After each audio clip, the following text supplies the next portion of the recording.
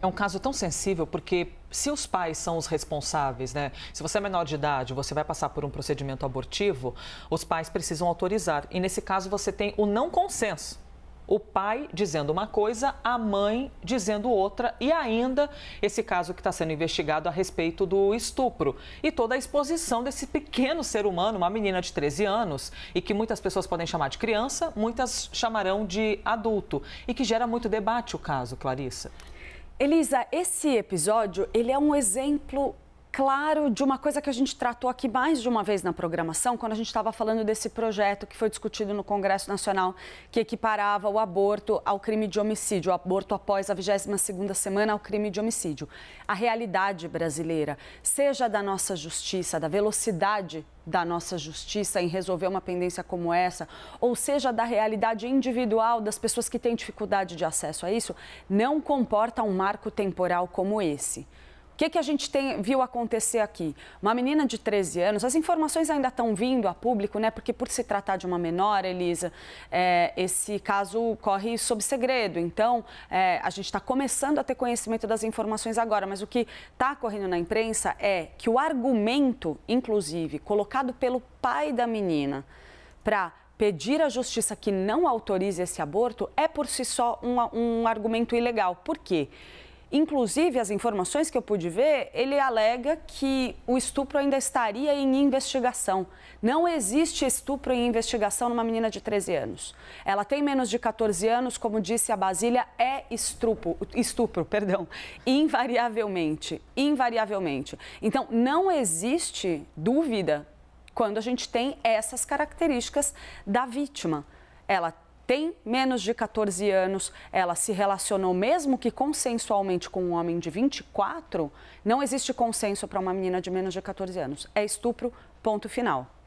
Se a mãe está autorizando a criança a fazer o aborto, está acompanhando, é vontade da criança, imagina ela ter que passar por todas essas instâncias até chegar ao STJ para ter o seu direito cumprido. Ela tinha 18 semanas quando ela ingressou com esse pedido. E a gestação não espera, você não tem como pausar. A gestação não espera. E aí passou da 22ª semana. E agora? E aí como fica? E aí um argumento ali da Justiça de Goiás era que ela pudesse, como a Basília falou, fazer o aborto antecipado, o parto antecipado, para evitar o procedimento de aborto e a assistolia fetal.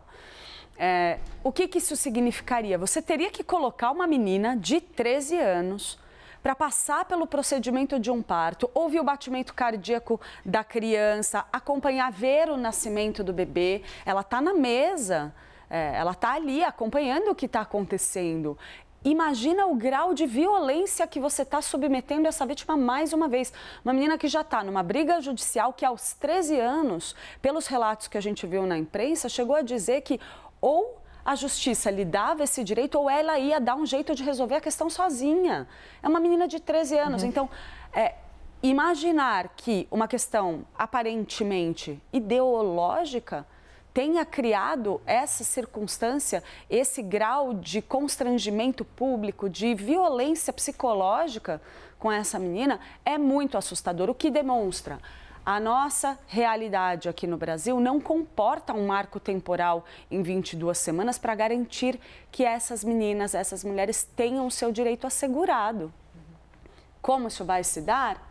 Tem também um trabalho de educação a ser feito junto aos nossos agentes do judiciário. Totalmente. Porque e o quão célere é isso, o né? argumento, claro que houve outros argumentos apresentados sim. pelo pai, mas se uma dessas juízas de Goiás acatou o argumento de que o estupro estaria em investigação, não tem estupro em investigação para uma menina com menos de 14 anos. Não existe. É isso. Ela falou, foi estuprada, estou grávida. É a prova de que ela foi estuprada. Não tem outra prova necessária. O pedido que começou, então, com 18 semanas, a gente que não tem muita intimidade com gestação, eu, por exemplo, não tenho, fiquei pensando, 18 semanas, são 4, 8, 12, 16, mais de 4 meses já, né, de uma gestação, que foi o início desse processo judicializado. E agora, com 28 semanas, imagina, 10 semanas meses. A mais, né? Né? E você imaginar que uma menina de 7 meses vai passar por isso é assustador, Elisa, mas também assustador. Para mim, por exemplo, como mãe de uma menina de 12 anos,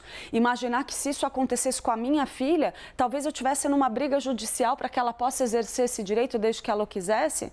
ela tem 12 anos, já vai fazer 13 em março. Você e o pai respondem por ela, né? Claro, é assustador você imaginar, poxa, uma barriga desse tamanho, um bebê já formado, como passar por isso? Agora, vamos olhar isso da ótica da menina também, ela é a vítima. O problema é que a gente olha para esse assunto de uma ótica que não é a da vítima. Muito do debate que está sendo feito no Congresso Nacional e que está contaminando, inclusive, o nosso judiciário, a gente vê nessa discussão, não observa essa polêmica do aborto pela ótica da vítima.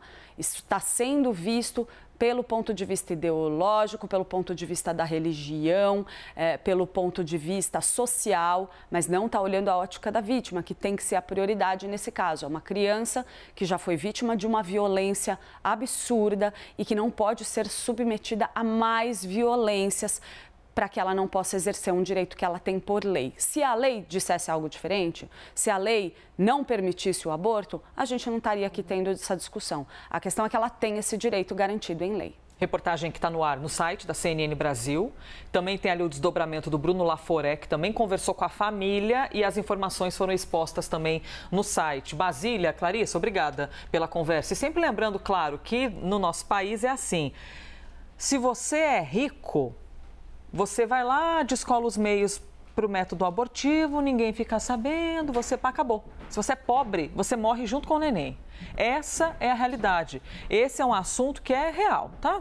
Pobre morre junto muitas vezes. E quem é rico paga por isso, enquanto fica a discussão ali que sempre não chega no consenso quando a realidade do país é totalmente diferente.